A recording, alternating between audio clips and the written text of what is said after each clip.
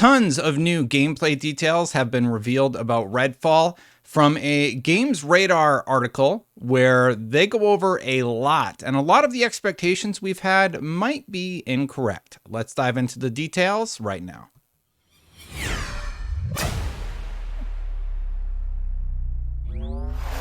So first thing you might be expecting is that this game is going to be like Left 4 Dead, but the headline of the article we're going to be looking at today says Redfall isn't Arcane's Left 4 Dead, it's the studio's spin on Far Cry.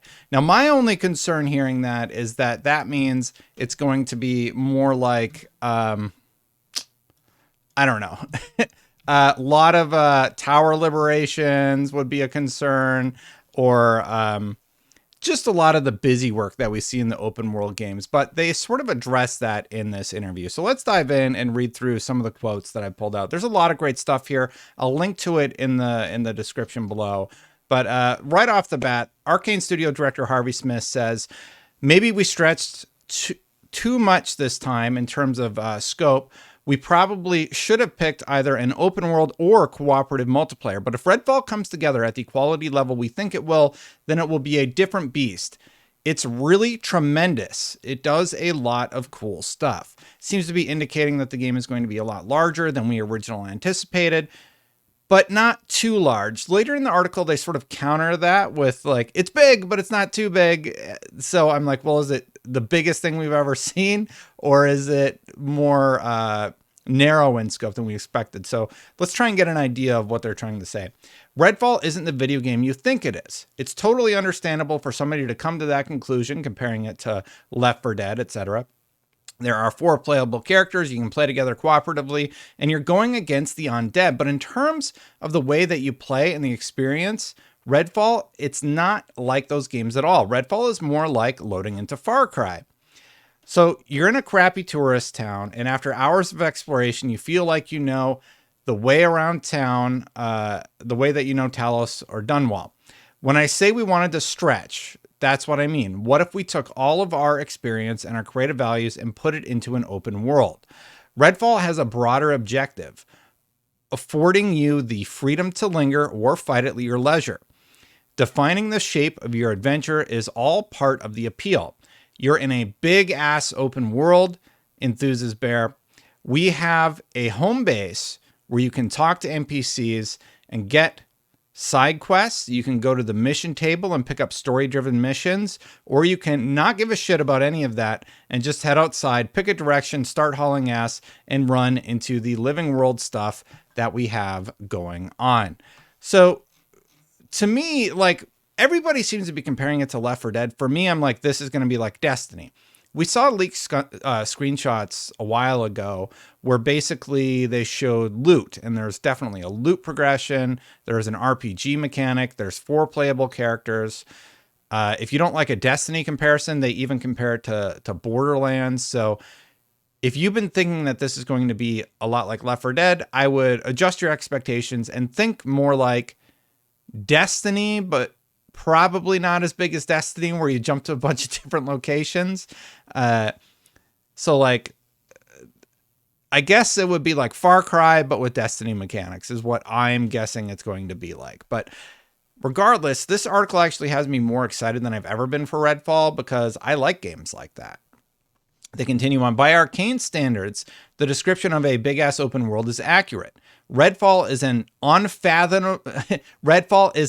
unfathomably larger space than praised Talos 1. But by modern open world standards, the titular island will likely be quaint by comparison. So compared to their games, it's unfathomably larger, but by modern open world standards, it's quaint. So like, it's sort of funny because those two statements are at odds with each other. So I think it's going to be bigger than something like Praise World, but not as big as something like Grand Theft Auto, I suppose would be a comparison. So I'm not sure what they're trying to say there, because those two statements are sort of at odds, but definitely a larger game than Prey. There's an appeal in that too, with a denser play space allowing Arcane to flex its talent for emergent narrative design. I think we will eventually go back to the very sealed, immersive sim-like environments Smith considers, but just once we wanted to know what it would be like to wander an Arcane open world and see where each little road will take you. You'll want to see if you can get into a barn you found, climb a fire lookout tower that you spotted in the distance, or try and get into a house to read all the notes scribbled inside, Smith continues, explaining that you'll still have the freedom to approach missions, areas, and in-world locations with the same curiosity and ingenuity as you could in Dishonored or Prey. Some of Redfall's most powerful moments come from wandering around, absorbing the world, and getting caught up in high action for a moment. That was the atmosphere we set out to create from the beginning. So again, just this big open world where you kind of do whatever you want. You can sort of explore various things, and I really like that. I almost wonder if it's going to be closer to like Division 2 in size, where that's a pretty big world, and then yeah, you can kind of go to various parts of the world, but it's locked off by sort of level progression. I guess that would be a good comparison to Far Cry in terms of the world scope. So maybe that's it. Anyway, if you're still watching, don't forget to hit that subscribe button, hit that bell. Half of you who watch are not subscribed. So if you subscribe right now, you'd help me hit that goal of hitting 100,000 subscribers. Thank you so much for watching. I'll get right back to the story, but take a second, hit subscribe. Help me out if you're into this stuff. I appreciate it. And I appreciate all of you who are watching who are subscribed. Thank you. Continuing on, in terms of freedom, there's what you would expect from other open worlds, but Redfall is an on-foot game. The scale and the pace is a little slowed down in that respect, says Bear. We want you creeping through a cornfield at night in the fog, hearing vampire whisper in the dark. Maybe you'll spot a farmhouse in the distance and sneak over to it, only to find that it's full of cultists and a few trapped survivors who you can save. That's the kind of vibe that Redfall has. I love that. I love the idea that all of these things are going to be happening. You can still stealth approach situations. And I like that it gives you that option and versatility. Yes, you can play alone. Yes, you can play co-op. That is just great. Redfall's world, which is divided into two distinct districts, one in a sprawling urban area and the other more rural in design. There are neighborhoods held hostage by vampires. Liberating these parts of town for the people will open up safe houses and make it more comfortable for the citizens who couldn't escape before the island was cut off from civilization. To me, that reminds me a lot of in Far Cry when you would liberate all the towers and then you would get fast travel points to go around the map. I like that, but every time I completed that, I'd be like, well, I won. I felt like I won the game because who cares about killing the dictator, right? I've won because I've liberated all the outposts and they can sort of defend themselves now. But it'll be interesting to see how they handle it. You'll encounter survivors who may ask you for a favor or two with the opportunity to level up or earn new gear waiting as a reward. Nests can emerge in a shared psychic space should a group of vampires fall into a blood trance. Storms form gradually over time, signaling the arrival of powerful vampire gods called rooks. So that's cool. That reminds me of Anthem. Remember Anthem was going to do like the Shaper storms or whatever, then they turned out to be super lame.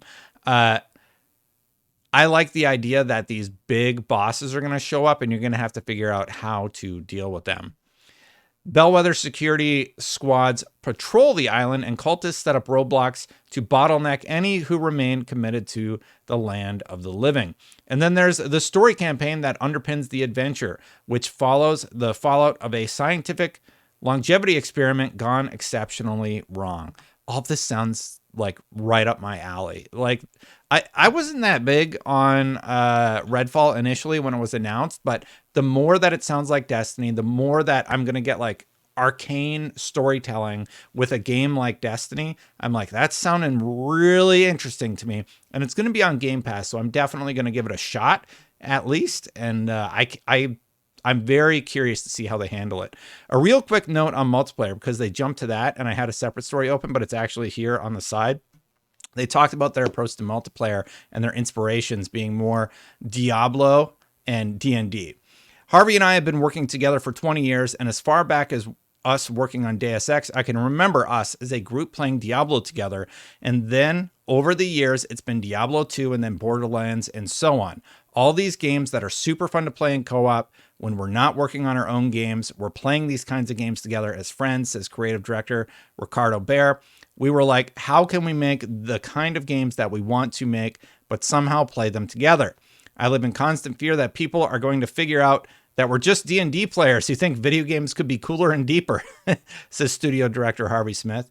D&D is the best co-op game of all time, and I think people would be shocked if they knew how much we have all played D&D together as a group, from Origin Systems to Ion Storm to Arcane. I am currently in 3 different D&D campaigns, and I still play with Ricardo on Monday nights. That's really cool. So like, they really just want to recreate the D&D experience within the world of Redfall, and that sounds really fun to me. But let's get through this article really quick and talk about my reactions to it. Redfall sometimes feels like what you'd get if you blended the Arcane creative values with Far Cry 2 or Stalker. That's the kind of thing that we have wanted to do for a long time. You may find instances of combat, story vignettes, or countless chaotic results as Arcane systems clash together. One part of this complex puzzle is the day-night cycle, which remains despite a powerful vampire god, the Black Sun, having established a local eclipse. The sun sets and the sun rises, and we have different times of the day, says Smith. It changes the feel of the game radically. They also talk about how you may start a mission in high noon and get distracted along the way. By the time you reach the objective, it may be nighttime with different enemy spawns.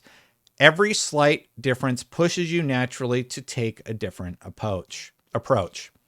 So multiplayer costs you some things due to the game needing to register an event, communicate it to the server, deliver it out to other players. If anything, fans of Dishonored and Prey should relish the opportunity to see how aspects like advancing RPG powers, immersive movement, and shooting, fluid sliding, and climbing can combine in a more ambitious design scenario. What you get in exchange is tremendous, says Smith. When 4 people sit down to play through Redfall together and they are synergizing their powers, aiding each other, and kicking off emergent events, it brings tremendous value. I'm going to need some of y'all to play this with me for sure. I'm probably going to play on PC, heads up. So I don't think that matters, but I'll probably play through on PC, but it would be great to have some people just to run around with in this world. At the beginning of Redfall, you'll be able to choose between one of 4 characters: Devinder Crowsley, the verified cryptid hunter; Layla Ellison, the telekinetic threat and student debt; Jacob Boyer, the dead eye with an undead eye; and Remy De La Rosa, the ingenious engineer. Once you start the campaign, you have to play through the campaign, basically. If you choose to play solo, you'll do so without the other 3 heroes around you. So if you play co-op, you get access to those other abilities, just like in Borderlands. That aspect is very Borderlands to me, right? You pick your character, and then you're stuck with that character. You learn like the ins and outs of that character and the strengths and weaknesses of it, and then you can try another one with another campaign playthrough. They also talk about how they have a very dynamic dialogue system where, depending on what heroes you put together in combination, they will talk to each other and get to know one another. And we have a mechanical system where the longer the heroes play together, the more intimate their dialogue lines become. And eventually they'll get a game mechanic buff called the trust buff. That reminds me a lot of like Mass Effect.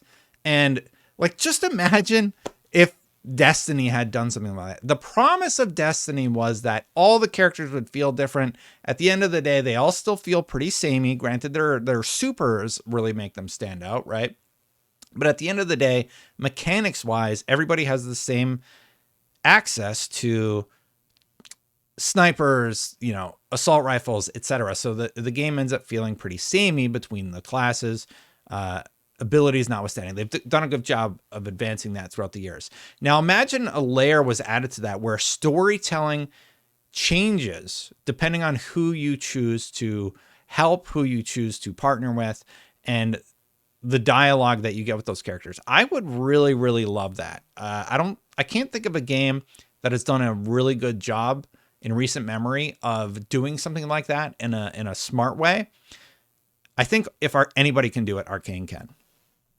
Regardless of how you choose to play this drop-in, drop-out experience, Arcane is keen to emphasize that flexibility is at the heart of Redfall. The game will support stealth combat and all guns blazing approaches and everything in between as you cycle through a massive arsenal of weapons and as the unique powers inherent to each of the heroes begin to combine.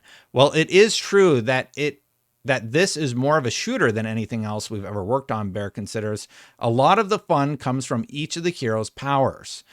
Whether you are synergizing Remy and Jacob together, or even if just playing by yourself, using the powers, combining them, and upgrading your character is a lot of fun.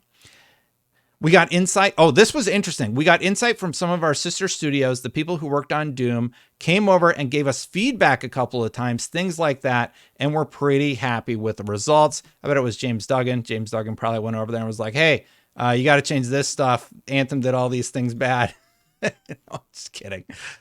That'd be very funny, though. I used to work, a former coworker works over on Doom now. Anyway.